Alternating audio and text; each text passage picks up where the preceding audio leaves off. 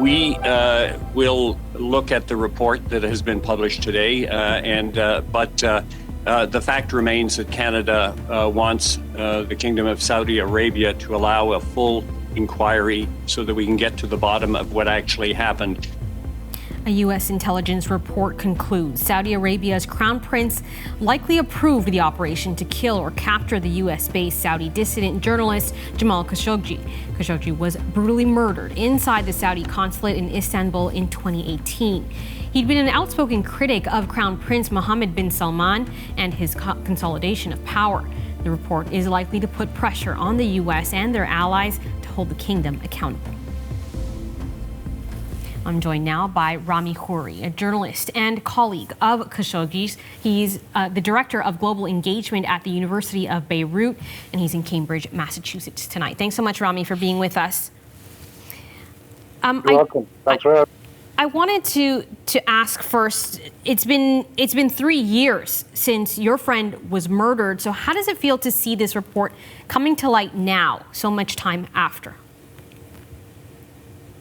Mixed feelings. It's good to see that the issue of Jamal's assassination and the demands for an inquiry and getting to the bottom of it and holding people accountable, that issue has remained alive, both among ordinary people in civil society and among some government agencies, even the U.S. Senate, remarkably, and other governments have asked for things to be done. But at the same time, governments, including Canada's, the U.S., England, are selling arms as much as the Saudis want. So it's mixed feelings, but I think it's great that the issue is still in the public eye, and it matters a lot. And different people have different reasons for caring about it, but it's good that it is still a public issue and has not been dropped at all. And I think the main reason is because the Saudis and other Arab governments and third world governments are still terrorizing and chasing their own dissidents and their own citizens and imprisoning them or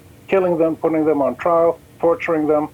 So this is a live issue, and Jamal is just a symbol of this in many ways. Well, despite this report, Biden has chosen not to pursue sanctions against the Crown Prince. We do know that the State Department did sanction several. The State Department responded by restricting visas of 76 people in the U.S. But what does this tell us about the relationship between the U.S. and Saudi Arabia, and if anything will change in light of this report? It tells us that political leaders in the United States, for the most part, with some exceptions, but most of them are very fickle. They don't have a lot of principles.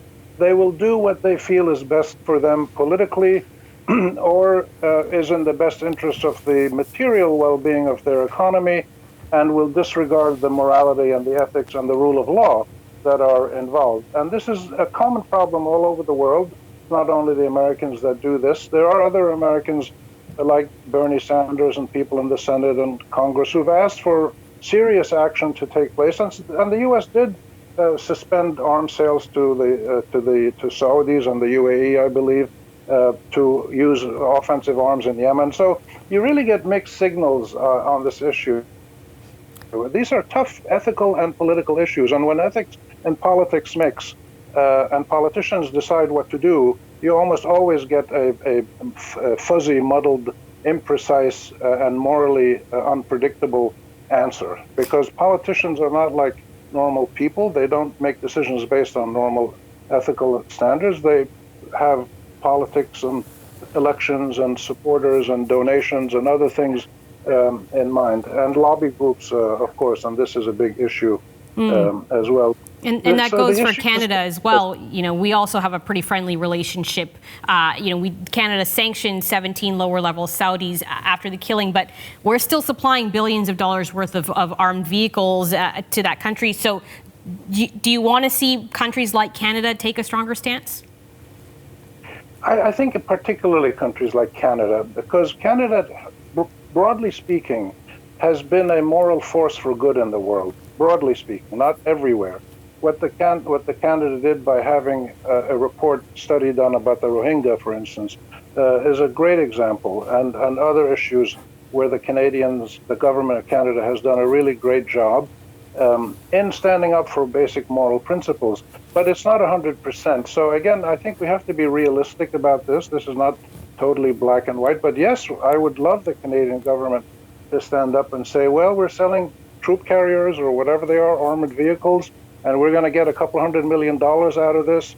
But our dignity, our commitment to the rule of law is worth more than that. We can make a lot more money by countries that will engage with us because they trust us and respect us to be consistent and to be ethical, as well as engaging in commercial trade that is useful for everybody. So Canada really should seize the moment and take a principled stand on this, as that has done in other places where it paid a little bit of a material price, but in the long run, people don't remember you for how many armored vehicles you sold. They remember for you for when you stood up for justice and law and dignity. Before we go, I do want to ask you about Jamal, because I don't want him to be forgotten in all of this. How do you want him remembered? After such a brutal event ended his life, how would you like him to be remembered? I knew Jamal reasonably well. We were both journalists together in different countries in the Arab world, living under the same constraints, but both of us persisting in our work because we felt we could make a difference internally to expand the boundaries of journalism. And we discussed things often. I last saw him at his son's wedding in Lebanon. He had a wedding for his son and invited us, and we had a good time.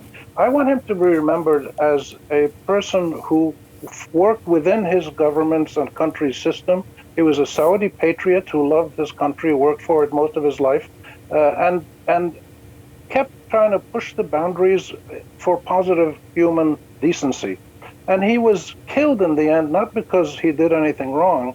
He was killed because he was acting like a full human being. He wanted to be able to speak, to have a discussion, to have a debate, to have the facts out there for the people to discuss.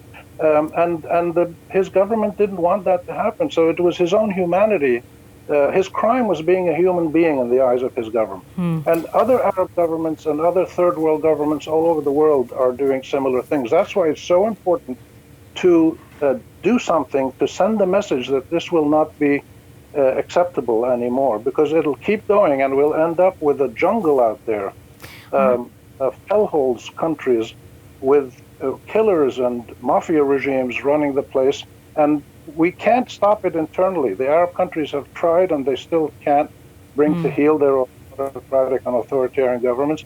And there has to be concerted international effort, as there was in South Africa. Right. All right. Rami Khouri, a journalist and friend of Jamal Khashoggi, thanks so much for taking the time to speak with us. Thanks for having me.